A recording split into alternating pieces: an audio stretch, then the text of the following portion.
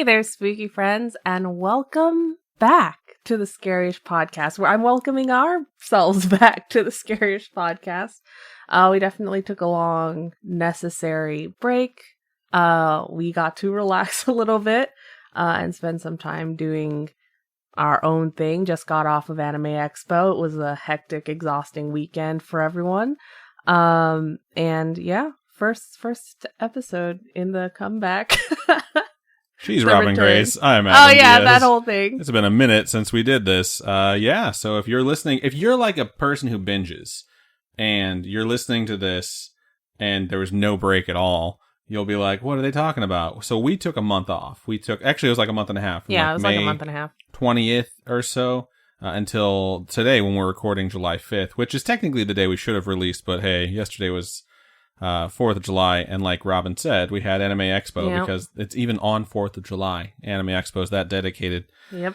So it's been, pretty interesting. It's been nice and relaxing to take a break as like a little summer vacation. But we weren't necessarily doing nothing. Yeah, Robin did a bunch of design. Yeah. She made some extra stuff, so we were making plans for what is to be the future of Scaryish. And I will say, we figured, we'll take some time off. We'll come back. I'm sure not a lot will happen, and if anyone's listening to this historically and looking back on it saying like, well, what happened like the end of May and all of June of 2022? Not a lot, It's been a bit crazy since we left. Like, first things first. I'm unemployed still. Robin's unemployed. She is pending employment, perhaps. We'll see what happens with that. So that's exciting. But yeah, her Disney excursion has concluded. So how was it? It was good. It was a very good experience. It was really interesting. I definitely recommend anybody getting into, the professional workspace, finishing up your degree, to apply if that's what you're into. I'm a really big fan of Disney, so it was really cool to work at the parks and be a part of like the engineering side. I didn't even realize there were paid internships post-graduation. And that's a thing that exists out there for those of you who are in college right now and might be wrapping up an internship and are looking to, like dip your foot to see if you'd like an employer. So it's a thing to definitely consider. So, that was a thing that happened. Stranger Things season 4, part 1 and part 2 released. Yep. Between us taking a break. We just finished wrapping up part 2 last night. I thoroughly enjoyed season 4. I really enjoyed it. Obi-Wan came out. Obi-Wan came out. And Spy Family finished up. Don't even know what that is. Actually, that's not true. I was working the table at Anime Expo, so I know what it was. But yeah, I haven't watched any of it. So that happened. The country marched backwards by about 50 fucking years. So that's horrific.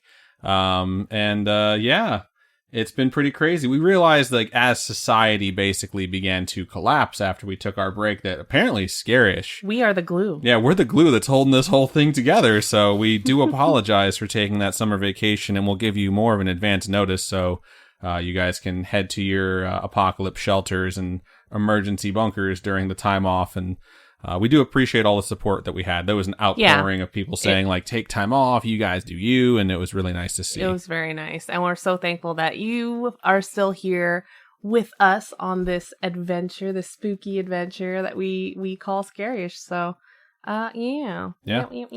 Indeed. So we're going to be doing the thing that we normally do. So we're going to be doing 2 topics. Robin's going to take a topic. I'm going to take a topic. Robin, what are you going to be covering this episode? I'm going to be covering the Nakagusuku Hotel. Oh, I've heard of that one. Nakagusuku. I've heard of it because you told me yesterday that you were going to do it. Yeah. So it's a haunted hotel, I'm assuming? Or like a cursed hotel, maybe? I'll tell you about it as I go. Right on. And what are you covering? I'm going a bit general, and it's kind of funny that we're on episode 233 and we haven't covered it, but I'm going to be covering the topic of werewolves. I'm surprised you haven't covered it. I thought you had already covered it, but nope, I guess not. Have not. We've had suggested to us multiple times to either cover werewolves or to cover a specific case of a person being a werewolf or like an outbreak of werewolves, but we've never actually like dug deep on this. And if we have, then I forgot to check the episode list and you're going to get a double up, but I'm pretty sure that we haven't actually covered it. We might have dabbled on it. I know I covered some specific vampire cases, and things like that. And we've talked about, Underworld a lot, and that seems to be, half vampire, half werewolf storyline. Yeah. So maybe that's where that came from. But yeah, anyways, we can go ahead and just jump into the episode as per usual, and we can get back on track if you want to take it away. All right, so after a long break, what better way to get back into the swing of things than to start off with something both haunting and historical. So it's, a little bit of both. Interesting. I dig into I have to dig into history of mine too. So this will be nice. knowledge nug heavy episode. All right. So this type of stuff is just my kind of weird. I know Adam also does a lot of history stuff.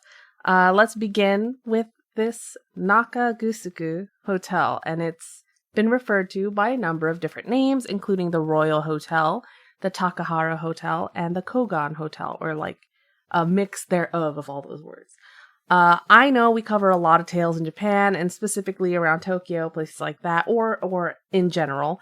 This one is actually going to be in Okinawa. I don't think we've covered anything from Okinawa before. So it'll be a first, hopefully.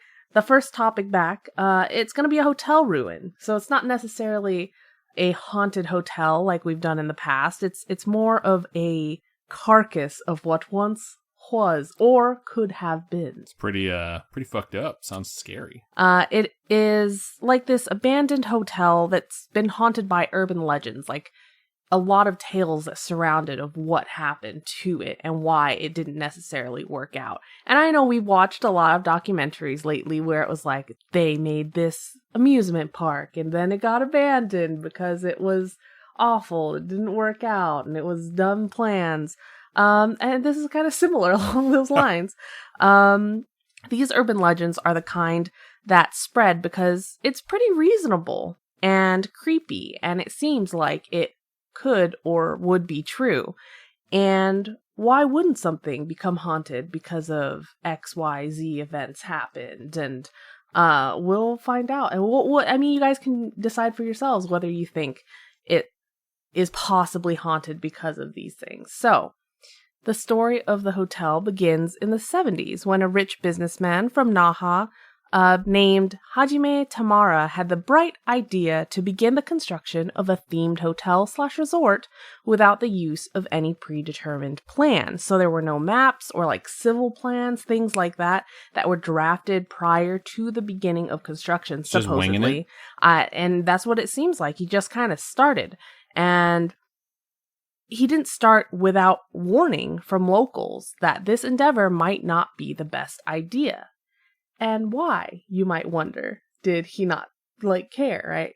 Or did they warn him about these things? So, according to those very locals, the site of this resort/hotel was in too close proximity to a sacred site, the Nakagusuku Castle. So there's like a castle right next to it. It's only about 50 meters or like 165 feet away from the nearest structure of the resort. And 165 feet, I'm trying to think I think you're supposed football field. You're supposed to signal within 300 feet of turning, right, in a car. So you just recently took a driver's test, so you would know better than I would. Something like that. So 165 feet, that's really close. And so, yeah, it's that close to these castle ruins. And the castle was a 15th century stone fortress that was actually designated a UNESCO World Heritage Site in 2000. So it's protected, right?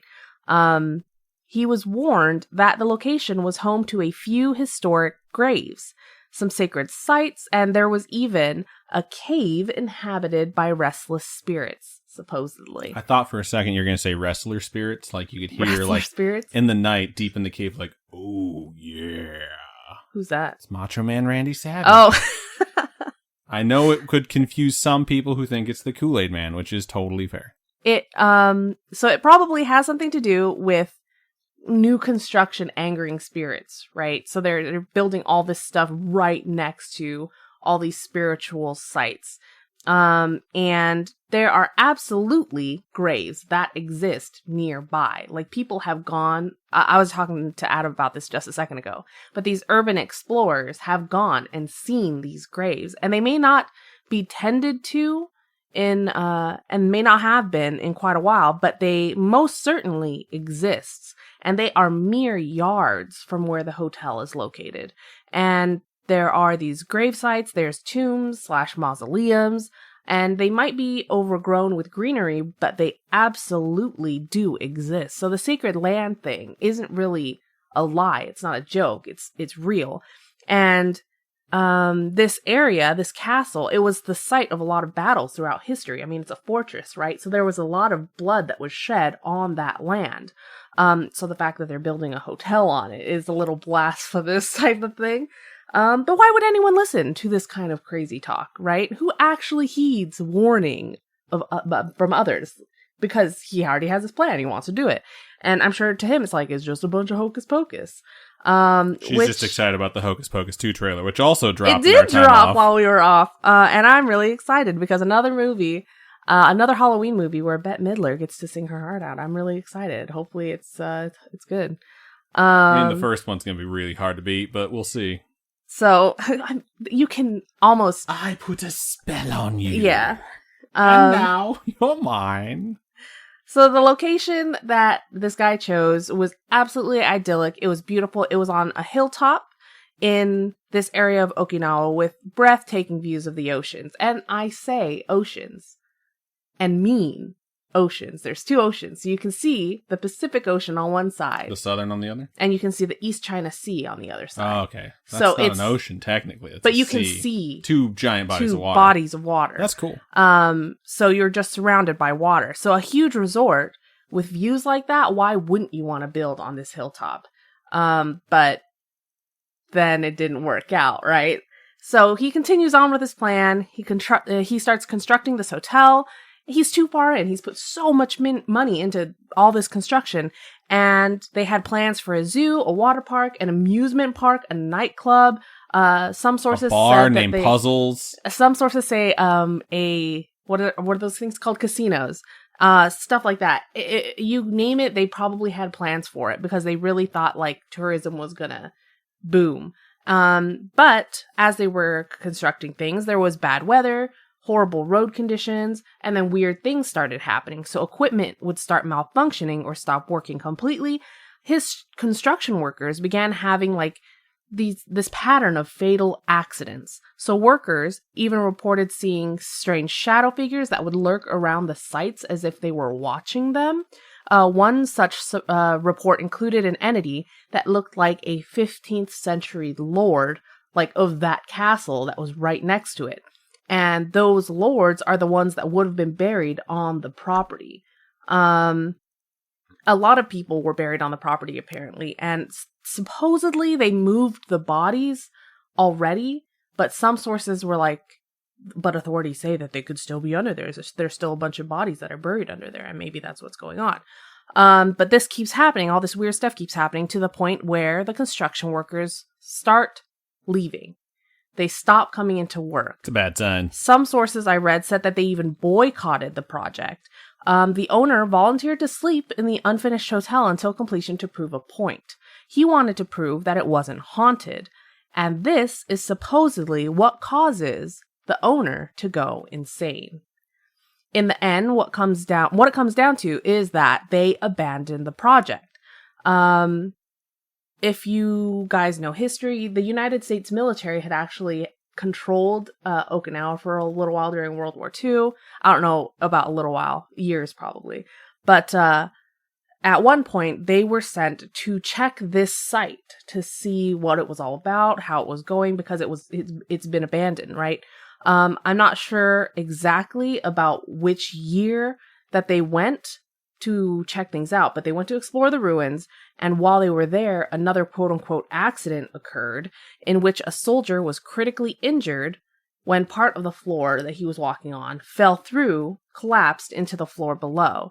So it kind of added on to the urban legends. According to these legends, this businessman proceeds to go bankrupt, loses his mind, goes insane. Supposedly, he went to a mental institution on the island. Some sources say he still lives there, the urban legends.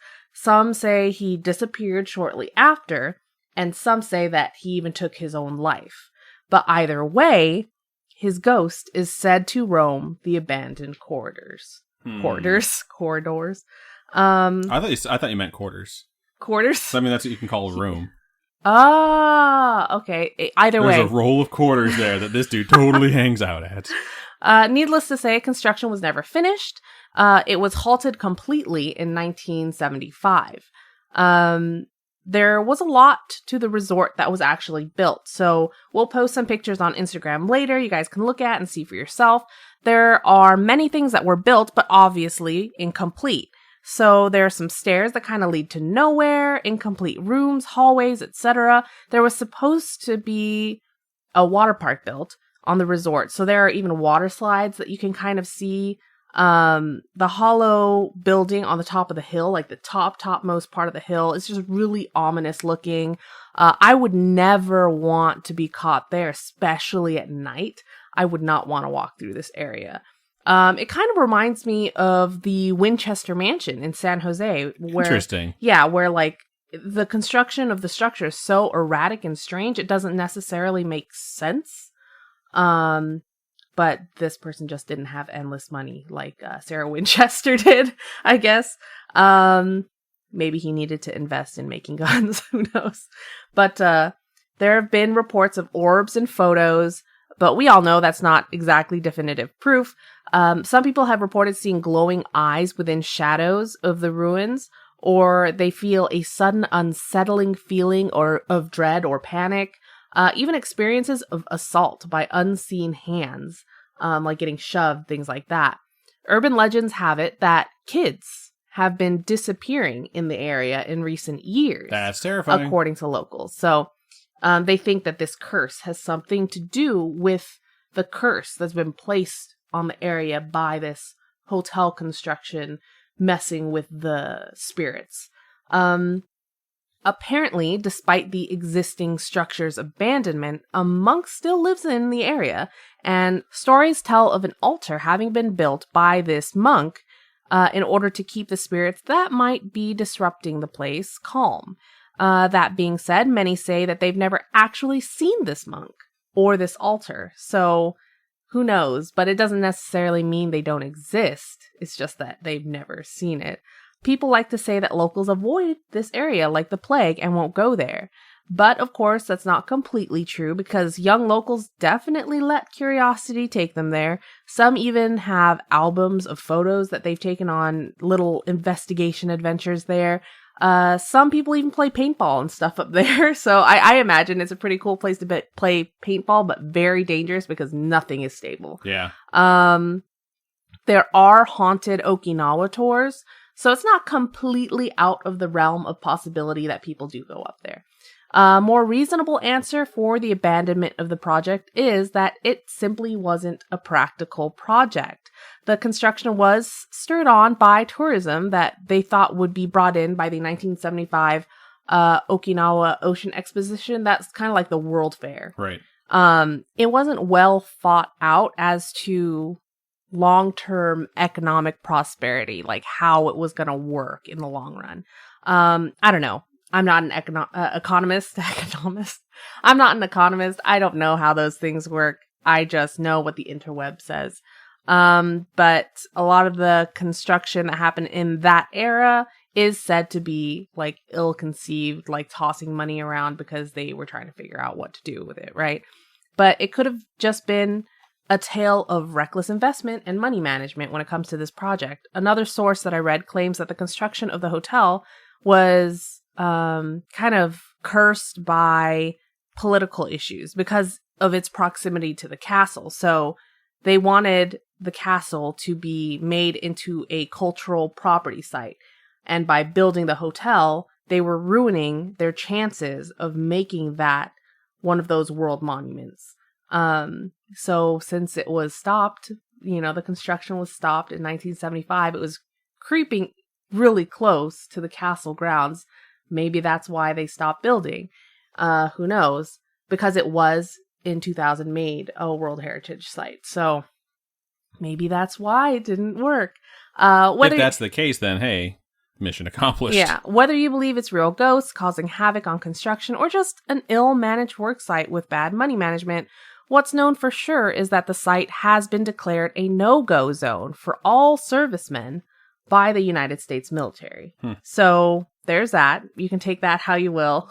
They literally say no going there. Don't fucking go there. But the site and area are definitely overrun by forest and greenery. But access to it isn't very difficult. You can just follow a road there. There's no super difficult gate you have to fight your way through. There's no sign. It's not two trees, one that lies and one that only tells the truth. Yep. Riddles. There is a sign. I'm sorry. There is a sign that says to keep out. And there's also a sign next to that tells the history of the structure and how unstable it is.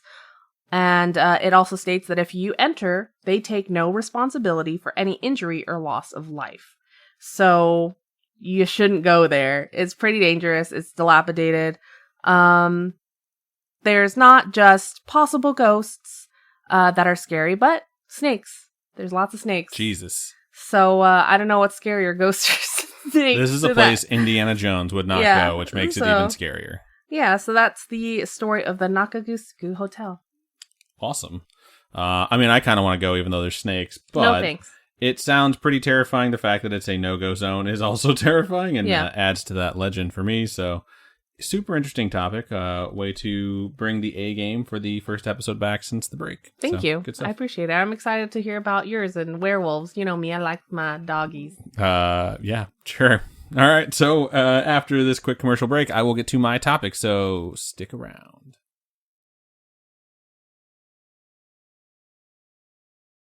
All right, we are back. So this week I decided to cover something you would think we've covered before. By the way, totally check the episode list. We have not covered it. It's been on our list for quite some time, and we've definitely had it requested multiple times.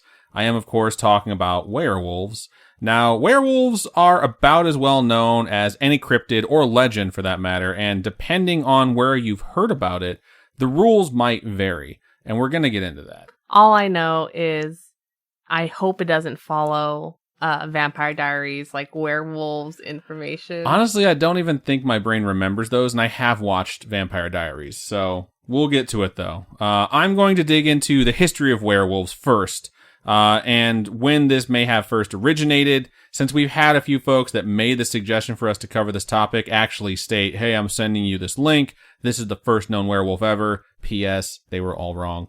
As well as just the general rules of werewolves and based off of where you got them. And then I also want to dig into maybe a famous case of a real werewolf outbreak and what may or may not have been the cause or, you know, some scattered events throughout history as well. They had werewolf outbreaks? Well, we're going to get to it. So I'll go ahead and put the disclaimer up front right now that this may or may not be total bullshit. And I mean, come on, we're talking about fucking werewolves, people. If you need me to tell you that this may or may not be bullshit, you probably haven't listened to the show before. I also should mention that if you're expecting me to validate their existence or confirm, like, the first case ever, you have the wrong mindset going in here. This is sort of an investigation, and I'm sharing with you my results. It's certainly not something that's going to be definitive, but it is informed. We've had a lot of folks reach out about this, and because I want to honor their requests, I'm sort of digging through the origins here so we can all know kind of where it might have started, or at least the legend of it might have started. And not shocking, it is very, very old. Like, this took place in the before 4 times. If you... You know, the before 4 times. If you want to look at things from the idea of who was the first werewolf and aren't concerned about it being, like, you know, real, then you really need to go to these before 4 times. We all know it's Niklaus. So, gonna keep going. All the way back to an ancient king that's spoken of in Greek mythology, and he may not be the first, but he's the most famous from a long time ago, and his name was King Lycaon. Or Lycaon, depending on how you want to pronounce that. And that's why they're called Lycans. And I'll go ahead and skip ahead since Robin's already ruined it. You can probably correlate the fact that Lycans are the word for werewolves in a lot of different pop culture. And there is a condition known as lycanthropy, where you believe you're turning into a werewolf. And that, of course, does come from this Greek myth. So King Lycaon was kind of a dick, like some characters you read about in most mythologies. And motivations aside, which we will get to, he decided he was going to try and trick Zeus. If you've not heard of Zeus, go check out this new documentary coming out called Thor: Love and Thunder. He's going to be in that movie played by Russell Crowe. He is the god of static electricity and shaggy carpets. What? But anyways, King Lycaon decided he was going to try and trick Zeus into eating human flesh. And why? There are a lot of versions of this particular myth, but that remains the same across them all. That was what he was trying to do. One detail that differs is how many kids the king had. And the most commonly told version of this story says that he had 50. He decided he was going to take one of his sons named Nyctimus, Nyctimus, that's how I pronounce it, Nyctimus, and kill him and harvest his flesh to feed to Zeus. Because, I mean, he has a bunch of kids, why not? So, he goes through with his plan, and he takes this quote-unquote food to Zeus. Although I said motivations aside, apparently the reason he was doing this was to investigate whether or not Zeus was actually omnipotent. This fucking guy couldn't think of any other way in proving that Zeus actually knew all than to kill one of his sons, cook him, and serve him to him, to see if Zeus knew what he was being served was human flesh. He couldn't just say, like, can you tell me what number finger I'm holding up? I totally have back? a Bruce Almighty reference coming up, too. So exactly. Like, I can think of at least, 2 other things I would have done before I murdered one of my own kids and cooked him to feed him to Zeus. Like, there's so many other things. It actually reminds me of the scene from Bruce Almighty, which Robin already jumped to, where he does the thing where he meets God for the first time and he hides his fingers behind his back. And he's like, do you know how many fingers I have? And then he does it right. And then he gets scared and runs away. When he runs away, he finds a young kid and murders him and cooks him and then serves him to Morgan Freeman. Shut up. Like, that scene really makes total sense now that I've read this myth. But anyways, let's snap back to mythology. Lycaon puts his plate of food in front of Zeus and is like, you gotta try this. It's a family recipe. And Zeus is like... Get it? Family recipe? Zeus is like, dude, this is human flesh. Which I could forgive. But that pun, yeah, it's gonna cost you. So the punishment varies depending on the myth that you read here. Some say that there was a flood involved that killed a bunch of people. We'll get to that. Another thing is that Zeus killed all of Lycaon's sons that were remaining with lightning bolts. Which sucks because they didn't really do anything wrong, but hey, it's Zeus. Some say it's all of the above. There is an alternate version where Nyctimus is not actually killed and cooked and served. And the reason that version exists is because this king apparently did exist in history, and the son that ruled after him was actually Nyctimus. So based off the other version where he does get killed and cooked, he is apparently brought back. He's resurrected by the gods because they sort of just decide, like, he got screwed over the most. The one thing that is the same across all the stories is that Zeus's punishment for Lycaon himself was to turn him into a wolf. Hence the reason why this is sort of like the origin, including like language-wise, of where this comes from.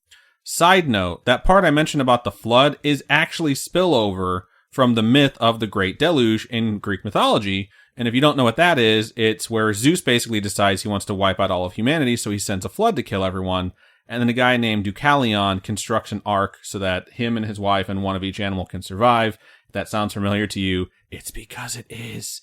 Side note, if you're religious, don't fucking at me. I don't want to hear it. I'm not saying that Noah's flood and all that stuff is a ripoff of this story, just pointing out the facts that this story also exists in Greek mythology. Perhaps all religions tell the same tale with different names for different characters, and that could actually go about strengthening one's faith rather than weakening it if you're not a dingleberry. Anyways, the first werewolf, according to mythology, was apparently an asshole. So there's, a ton of history there behind Lycaon and his, role in establishing a bunch of traditions. If you want to dig into it, there's a ton of it. And it's actually really interesting. There's like a set of games that are named after him that apparently like turned into a different set of games that may have been like the foundation for the Olympics. So it's really interesting. Feel free to Google it if you would like. I'm going to go ahead and keep focusing on the werewolf side of things. Anyways, that would be the first quote unquote known case. But it's interesting because the idea of people being turned into werewolves has been present for millennia, not just 2, but like 4 or 5. And it's been written down for a really long time. The Epic of Gilgamesh, which is a story that was written around 2000 BC, so over 4,000 years ago, mentions a person being turned into a wolf as well. And it's, one of the oldest religious texts that has survived the test of time. I think it's actually supposed to be the second oldest religious text aside from religious writings that are on like the pyramid walls. Is it really? Yeah. Oh, so wow. the Epic of Gilgamesh is like one of the oldest written word stories that also contains reference to a person being turned into a wolf. And in this time, it was, again, a punishment from someone who had like some sort of magical powers or was a deity. I think it's really crazy that for basically as long as people could write down stories, there have been stories about people being turned into wolves. And it's always sort of a curse or a punishment at the origin, but like lots of things that have their origins in magical punishment or like divine punishment, that curse can be spread. So let's talk about the spreading of the curse of a person being turned into a wolf. And this is going to be based off of the rules that I know. All right. So depending on where you get your rule set from, it's probably where you first were exposed to werewolves in pop culture or books or whatever the case may be. And here's what I know of werewolves, and then we're going to go into some of the other rules based off of what I can find on the internet and what has been also mentioned in more recent pop culture, and I'm going to talk about the ones I do or do not agree with. So anyone bitten by a werewolf and not killed will then become a werewolf themselves on the next full moon. So you basically have like a full month of your health condition deteriorating and different things happening to you in your human form, but when the moon comes out and it's full, the next time you are going to transform. That's what I'm used to. That is pretty standard, yeah. I think. And we'll get to the deviations that have happened in that, Twilight. So werewolves, this is the other one. Werewolves have no control over themselves while in wolf form. They are savage beasts. They may, though, target people that their human side does not like and rip them to shreds. They will also eviscerate basically anyone that's in their way or just nearby when they change because they're, again, savage beasts. What I don't understand when it comes to that is why don't they have control? Why would they? They've transformed their into minds a are beast still at the that point. same. No, they're not. They are now a wolf. They are not like man-wolf. They are just a wolf or a, hideous version of a wolf. So, all right, moving on to the third one. Werewolves are territorial and don't like other werewolves in their area and will fight. That's an animal thing. That's just an animal thing. That's how wolves kind of behave. That said, we're going to get to a few other things that are caveats to that. Killing a werewolf. If you want to kill a werewolf, and this is, again, the rules that I was raised on based off of what I saw, you have to shoot it with a silver bullet. If you want to cure someone of the werewolf curse, the only way to do that is to kill the werewolf that bit them. And werewolves shot and killed with a silver bullet will revert to their human form. So if you're going to do it, you better be prepared to explain why you shot and killed a human being. So those are the rules that I basically knew growing up. Yeah, you're going to have to Facebook Live it. Almost all that comes directly from a movie called Silver Bullet from 1985, which was based on a Stephen King novella of the same name. Stephen King obviously didn't invent the rules for werewolves. I was going to ask but he does some pretty good research. So, and I'll tell you where the silver bullet thing came from too. It's actually super interesting where the silver bullet thing came from. Have you ever watched the Alvin and the Chipmunks? I don't know if it was a movie or an episode where Simon turns into a werewolf and just murders Theodore. Theodore is the one who thinks he's turning into a werewolf. And so he starts like howling at the moon and doing all this stuff. It sounds adorable. And in the end, in order to have him think that he's no longer a werewolf, someone like bonks him in the head with like a silver cane or something. It's so cute. I have not seen it, but it does sound pretty cute. You should watch it. You'd enjoy it. All right. I'm going to go over some rules that have made their way into my accepted headcanon that didn't originate from Silver Bullet or anything when I was super young. And that is that it doesn't actually need to be a silver bullet, but silver in general can harm a werewolf. So if you can inflict what would normally be a mortal wound on a wolf with a weapon made of silver, they should die. Burning a werewolf and reducing it to ash will definitely kill it, along with beheading it. Killing a werewolf not only releases their bite victims, so whoever they've bitten, but the victims of the werewolves they created. So basically everything down the line just gets turned back into a normal human if you have gone ahead and killed, like, the originating werewolf. So it's like something from The Quarry. It's like something from any of the, like, hierarchy myths, like, that are usually prevalent in vampires, but they do talk about it in other different things. So, that said, it does beg the question of, like, do werewolves die of old age, or are they immortal? Because if they die of old age, then wouldn't, like, everyone just turn back to humans after a certain amount of time? Things in recent iterations of werewolf depictions that I do not believe. All right, here's some that I just don't go with. They can control themselves in their wolf form. So Robin might disagree with me on this, but once you transform, you're no longer human. You no longer have control. So you can't just transform to protect Bella or whatever other bullshit happens in all those stupid books. They're not really werewolves. They're just wolves. They can transform outside of the full moon. Like, this one actually bugs me, because, like, the whole werewolf thing, actually, this is one of the things I liked the most about Harry Potter franchise. It's like, Lupin is awesome. He is a great, great character. His name is Lupin Remus, right? So she named him Wolf Remus Wolf. Lupin. Remus Lupin, so he's named Wolf Wolf.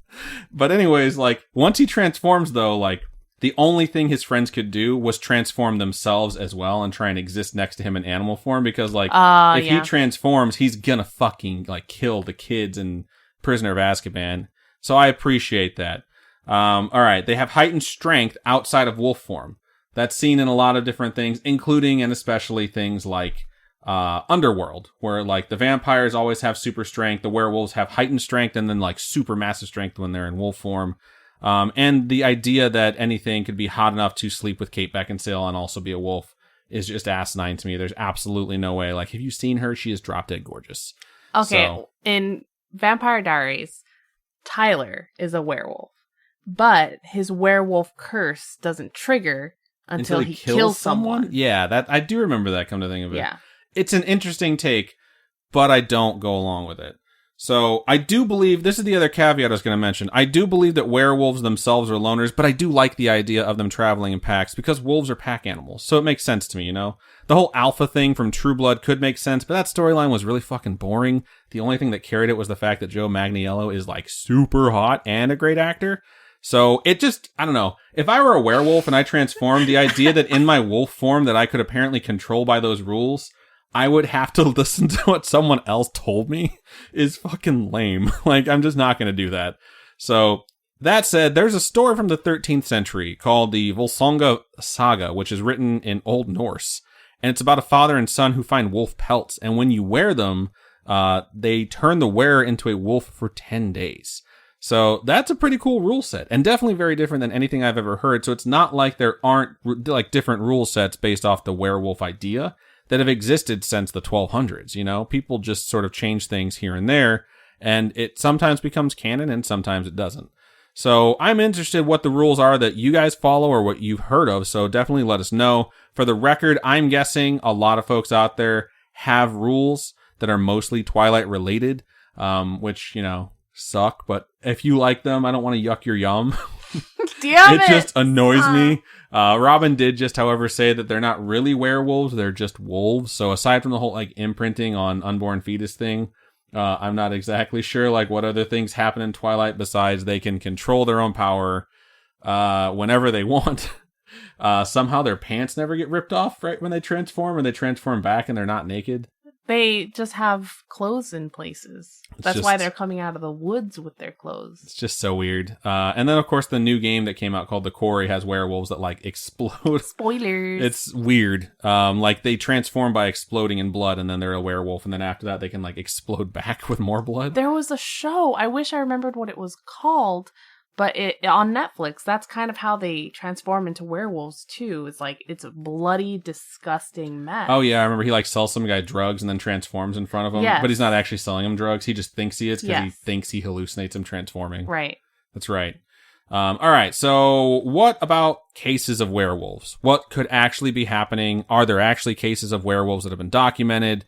Well, as I've mentioned already, there is a psychological condition called lycanthropy where you think you are a werewolf, and it's so widely accepted in the medical community, it's actually in the DSM-5, which is the Diagnostic Service Manual or whatever it's called. Like, it's the official handbook for diagnosing, like, mental conditions, and it is in there. It's been in there since DSM-4 at the very least. So I found that super interesting.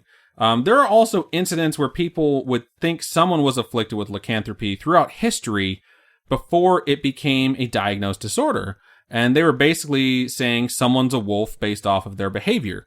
And like someone who's like acting weird or likes the woods or seems quote unquote feral. These are cases that were seen a lot, especially the further back you go in like the timeline of human history. And there's a lot of different time periods, you know, before modern medicine where lycanthropy was thought of as literally becoming a wolf, not thinking that you're becoming a wolf.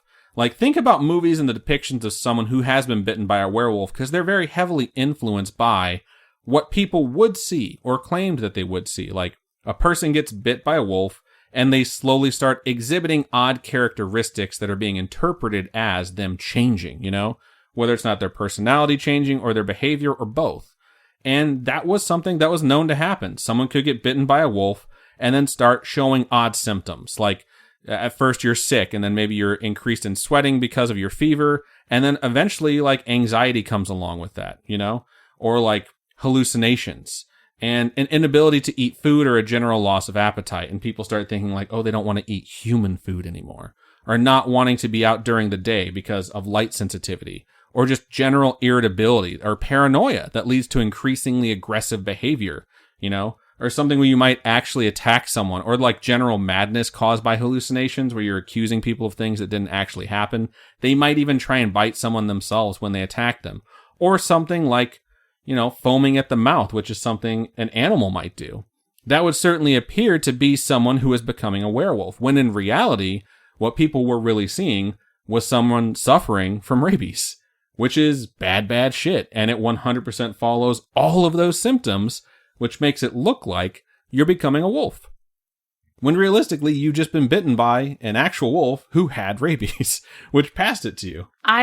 Okay. So do these werewolves like age like normal people? I'm like... confused where you got back onto the werewolf rule part after I just went over the rabies section. I'm just like, there are so many different iterations of how people get infected, how people are affected, and you were just going over, you know, how it might look if they were turning.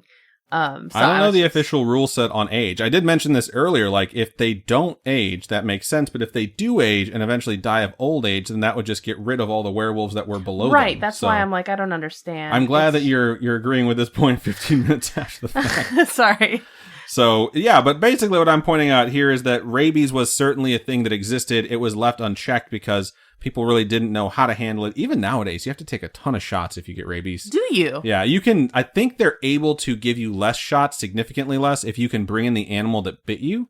But if you can't, they have to give you like a fuck ton. I knew someone that got bit by a stray dog, and they couldn't find it after that. And they had to give her like over 20 shots over the course of like 3 weeks. Little do we know, it was a werewolf. Well, she didn't turn. So apparently the cure for rabies is the cure for werewolves. What, isn't there a thing, like a legend that the royal family has werewolf blood or something? There's definitely a legend that the royal family is filled with pedophiles and serial killers, and that Jack the Ripper was actually part of the royal family. That one's been out there for a really long time. I've not heard the werewolf one, so I'm not sure if that's referencing a specific rumor or piece of pop culture that I just haven't exposed myself to. It's an episode of Doctor Who. Okay, yeah, that fucking figures. So, all right. But there is a case I do want to cover, and this is something about the werewolf outbreak that I mentioned earlier. This is actually where the silver bullet part comes from, as far as I can tell. There is a case from the 1760s, so a long, long time ago, before America was even a country, in a former province of France called, and I'm going to get this pronunciation wrong, and I apologize, Givaudan, and I know I did it wrong. And in this town, some consider there was a werewolf outbreak over the course of 3 years, from 1764 to 1767, which is a long time. And there is different tellings of this story where a single creature or multiple creatures attacked and killed multiple people in this province. The legend of the creature states that it was a single one known as the beast of that town, which I can't pronounce properly. It's yes. Gevaudan, and there's like 2 dots over one of those letters, which didn't copy and paste over. So Gevaudan, I think is how you say it. The frequency of attacks during that 3-year period actually causes some continuity issues, because they're documented attacks that actually took place. And when people look at the distance between where 2 attacks took place, it actually seems like it had to have been multiple creatures, because so many people were being attacked. It couldn't have been just one unless it could teleport. It's a pack. They travel in packs. So the beast or beasts were described very similar to wolves, but having very large teeth and very long tails. I would say picture a large wolf with big teeth and big tails, because there's really not a whole lot else to go on here. because this is a very real story and a very real description of what was seen. Quote, "It was like a wolf, yet not a wolf." So that's an end quote. Thank you so much for letting us know what it looked like, even though it wasn't that, because it literally could basically be anything at that point. Yep.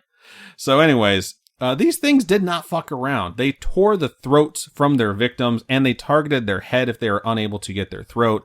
The first person to report the beast was a woman named Marie Jean Vallée, who spotted it coming towards her in a field. She was actually at a farm when it happened, and when the beast began to approach her, the bulls that were in the field as well charged it, and they basically put themselves between it and her, which is a really good thing they did. She should thank her lucky fucking stars, because later that day, a 14-year-old girl had her throat ripped out at a nearby farm. What the what? So this thing couldn't get her and left.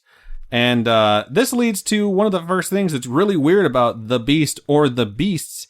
They seem to focus almost exclusively on attacking human beings.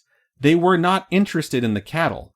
They would move past them and attack the shepherd. That's pretty weird. It's very, very Considering weird. humans do not have nearly as much meat as cattle. This is almost certainly a case of a pack of wild animals tormenting a town for 3 years, which itself is already really weird, but the fact that they targeted the humans is really scary. They seem to go for either the head or the neck, like I mentioned, but they never did this to the livestock. So the theory that there were multiple beasts actually started growing within the town in December of 1764. So almost the end of the first year, when the number of attacks had grown so large, people started thinking there's no way it could just be a single beast. It has to be multiple beasts. And then the beast or beasts upped their game. On January 12th, 1765, a single one of these beasts attacked a man named Jacques Portefaut and 7 of his friends. It attacked a group of 8 human males, and they had to band together, arm in arm and back to back, to make sure that this thing, when it attacked them, couldn't drag one of them away, and they were actually able to drive the beast back when it came in for them until it left them alone. This was real, and it became so known about the fact that this town was being tormented by what seemed to be some sort of supernatural, beast, that the King of France actually offered a reward for the beast so that hunters of the region and in the country in general would get involved to try and stop it. He even brought in the armsmen of nearby nobles and the nobles themselves to hunt the thing, huntsmen of the royal court that he would hunt with personally, and eventually French soldiers to try and protect the town and the townspeople from being killed by this thing. And once that happened, this cycle began of people killing a wolf, claiming it was the beast with a fantastical story of the battle that they had, and then trying to claim the prize that was offered, the reward that was offered from the king. And then the region would wait, and another attack would happen, and the cycle would begin anew. And this shit lasted for years. The king personally hired 2 professional wolf hunters named Jean-Charles Marc-Antoine Vameuse d'Enval and his son, Jean-Francois, who apparently did not inherit his father's ridiculous number of names. So JCMAVD actually shot, that's what I'm going to call him, actually shot and killed a gray wolf, claiming it to be the beast in September of 1765. So over half a year after the king got involved, 9 full months. The wolf was almost 6 feet long and it weighed in at 130 pounds. This was a big wolf. That's big. People saw the size and thought, man, this might really be over. This looks like an oversized wolf. It also had some weird deformities, too, and it got sent off to be studied. People were sure, yeah, this must be the one. They saw, marks on it from, battles, and some of the people that survived their attacks were like, yes, this is it. This is the one that attacked me. But JCMAVD had bad news, and that was that when he tracked the thing, he had found that it had a den which was inhabited by a female and pups. So he went back to hunt those after he gave these folks the wolf's corpse, and he managed to kill the female, which was as large as the male, and one of the pups, which by the time he was actually able to locate it was larger than the other 2 had been. Another one of the pups he was able to wound, but was never able to get the body of. These things were examined and found to have multiple mutations, including more claws than normal. Basically, if your hand was a dog paw, it would have 2 to 3 thumbs with ridiculously long claws on it. But that is something that does happen. It is in an nature. abnormality and a mutation that does happen in nature. It's actually more common in a specific type of mastiff, which makes them think that a giant mastiff somehow bred with a wolf, and that's why this particular version showed up. But everyone thought after they got rid of this pack, basically, we're saved. And then 2 months later, on December 2nd, A 12-year-old and 6-year-old boy were shepherding their flock. I don't know what it was, but they were attacked by the beast again. This time the beast grabbed and tried to drag off the 6-year-old, but his older brother fought this thing off with his bare hands until it let his 6-year-old brother go. They both got hurt and were injured, but both survived. That's so crazy. The beast was so annoyed, and it was so butthurt that it wasn't able to have its little child snack, that it killed a dozen people before December was out. What? So 12 more were added to the death total, and the killings continued all the way into June of 1767, which is a year and a half later. On June 19th, 1767, a local nobleman organized a hunt for this beast, and during that time, a local hunter, whose name I cannot pronounce, tracked and killed an incredibly large wolf that appeared to be the size of what could be the beast. After that wolf was killed, the attacks stopped completely. He is still thought of as a hero for slaying this beast, and they tell tales of him. There's a bunch of bullshit that's been added in, including him saying like a specific number of prayers and a specific kind of prayer before he went into the woods to find the beast, and that he had melted down crosses, silver crosses, into bullets to use the power of God to slay the beast. Wow. That's supposedly where the silver bullet part of the myth of killing werewolves comes from. I could see that. It's been confirmed to be total bullshit, including by him. When people would tell the story of what he did, he's like, I don't pray. Like, that did not happen. Like, he would correct the story when it was told, and people still do that. It's like kind of this weird tradition of like keeping it straight, because people want to know, like, this did happen. Like, this 100% did happen, and all these people did die. So, it's shocking to read about this, and all these beasts that were taken down were oversized, like I mentioned. Some of them weren't gray, some of them had red fur, which is more common in other, like, nations in Europe, including Italy. Okay. Their size, though, does not match the descriptions of other wolves of the area, and their hides were supposed to be incredibly thick. Like, they seemed resistant to bullets when they were being hunted. And it's like, that's why they thought these things were supernatural. So, that said, once this was all done, people started to develop more and more theories about what had happened. Like I mentioned, of a really big mastiff breeding with local wolves, or some type of hyena that was breeding with local wolves, because hyenas are one animal that is said to be untamable. Like, it will always be wild, and it will hunt you if it's hungry no matter what. Why would it be in Europe? Well, there's a lot of rich people who are basically bringing back exotic animals at that time. Okay. Including some guys who are bringing back Tasmanian tigers to the region. People think that it was possible that it was Tasmanian tigers, but the corpses of these things were sent off to be studied. At that point, they would have been like, this is a fucking cat. You know, but no one did that.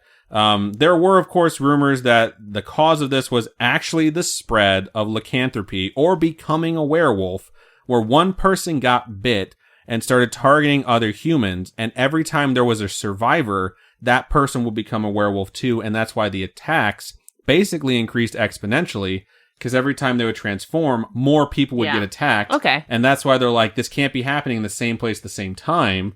That said, it does not appear that the attacks only took place during full moons, which does poke a big hole in it if you think that's part of the rule set.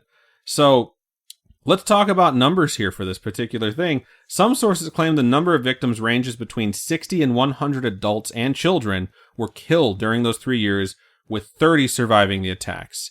There are multiple reports that those numbers are grossly underestimated, and that the actual number was officially 610 attacks, with over 500 resulting in the death of the victim, and the rest surviving with injuries.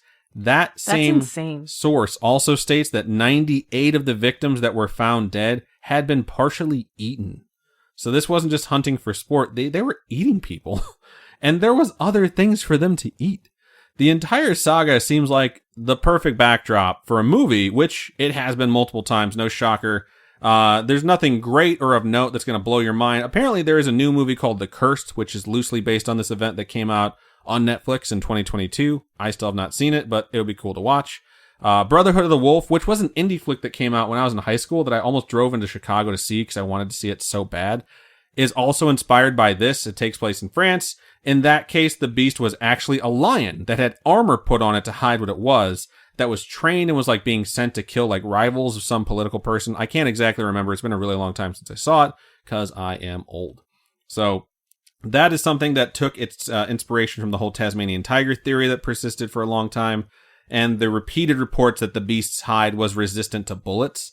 that it actually wore some sort of armor to conceal what it truly was. Right. So there was no specific quote-unquote culprit in any of these theories that I can find that claim this was an outbreak of people turning into werewolves. It wasn't like, oh, like Mr. Johnson was the first werewolf that got bit and he wound up spreading it to everyone. Nothing like that. But it certainly seems like if there was a case in history where people being turned into werewolves basically spread like a disease, which it kind of would, this would be it. I could totally believe that. Like, that is just nuts. And the exponential, like, increase makes total sense. Yeah, I totally agree. It spreads like a disease because, I mean, if you want to look at it from a scientific standpoint, if it did exist, that's kind of what it is. So, all right. Obviously, this does challenge the rule set that we already talked about. Another thing, too, is a lot of these attacks took place during daylight because that's when people were tending to their flocks, you know? So who knows what really could have happened, but what did happen was some really nasty fucking monsters attacked a town for the course of like 3.5 years and killed a fuck ton of people. So I understand why people would have been afraid, and they basically thought their town was cursed, like Hawkins, Indiana in the 80s. God dang it. So. Okay. Stranger Things reference. Obvi. So overall, though, I personally don't think werewolves are real. No shocker, I'm the skeptic on the show, and that's just one of those things that is kind of a stretch for me. Like, maybe, just maybe, there is something out there with properties like the werewolf where you sort of start behaving differently or acting in a way that's animal-like, but it's just something so fantastical to me that I can't get on board. The idea of transformation for me is I've seen too many movies and TV shows where like the transformation is literally a person becoming a wolf.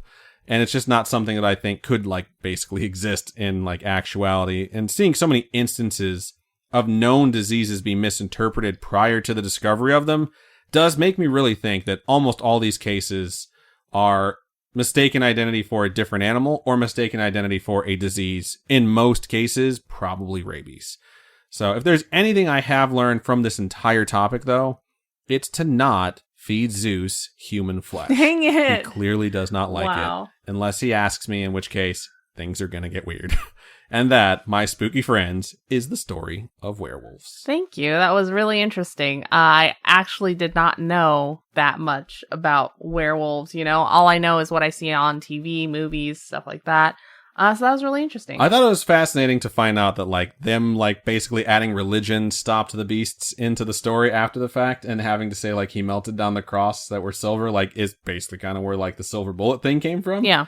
It's very possible that there was a story that predates this about the silver bullets, and they tried to work in the silver bullet thing, but decided to make the silver object that was used the cross to, like, add in that holy power. Yeah, I was going to say, yeah, gotta add God. Yeah, but yeah, go check out Silver Bullet from 1985 if you've never seen it. It's a really good horror movie. I think this is before Gary Busey went crazy, too.